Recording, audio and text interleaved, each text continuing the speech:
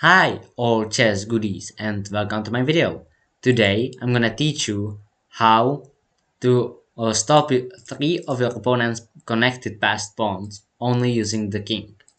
So this position is winning for white. If you wanna pause and go through the position by yourself, feel free to do it. But now I'm gonna show you how to do it. Well, we are gonna play king to d2, just logical thing, bring our king closer to the opponent's pawns. And the thing is that black's king is trapped basically because it can't move.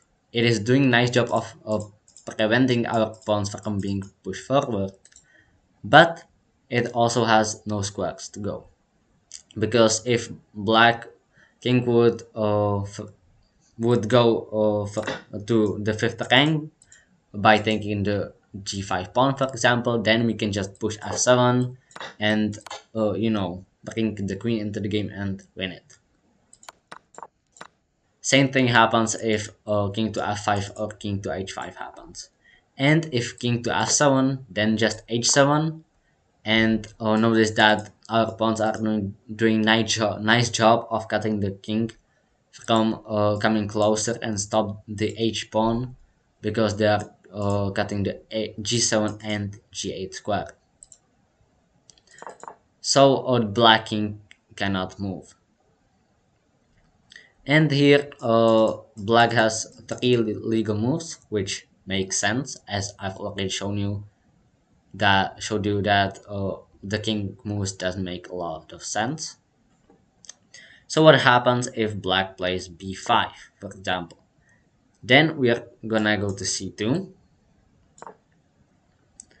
and then if he plays b4, then we can just go like this, and black has to play c5, because if you would play d5, then we can just go pick up the pawn, and we can always stop these only two pawns with the king, because we're just gonna after this and this, black just has no moves. He cannot move the king, and after, well, we are on move now, sorry.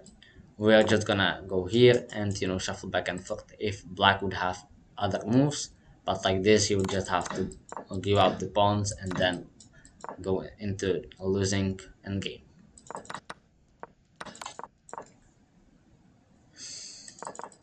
So in this position black is forced to play c5, but now we can go to c4, and now black doesn't wanna push b3, so he would push c5, and then we can go to b3. And remember, we need to get this position. If we get this position, then it is an easy win, because while black can only push two pawns, if he would push c4, then we can just take the b4 pawn, and if he would push d4, then we can just go to c4 and creating the same blockation as black already did on the start of the game.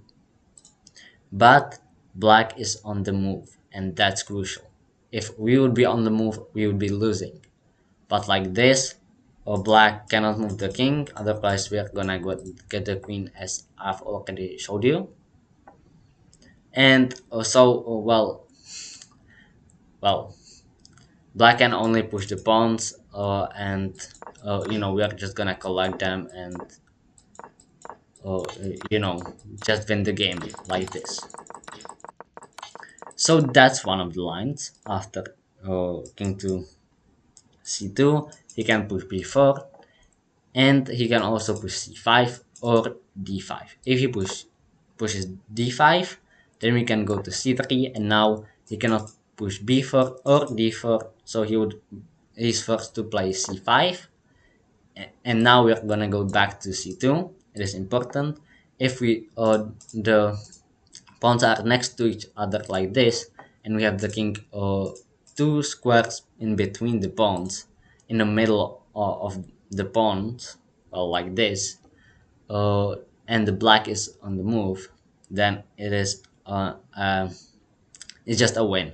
Because if you will play b4 or d4, then we are already familiar with this setup, so we know how to win this.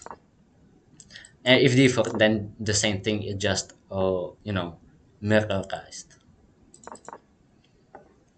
And if c4, then we can just go to c3, and well, black can just push these pawns, but if there are just two pawns, we can easily stop them. So that happens if black pushes d5, and if black would push c5, then we can just go to c3,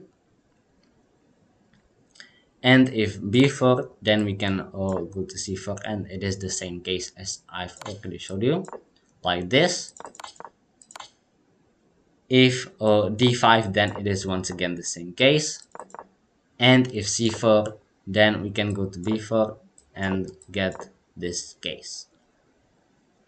Oh well, after b4, just two pawns are uh, just not enough. So that happens if black would push b5 on his first move after we played king to d2. If he would play d5, then it is once again the same thing, just mirrorized.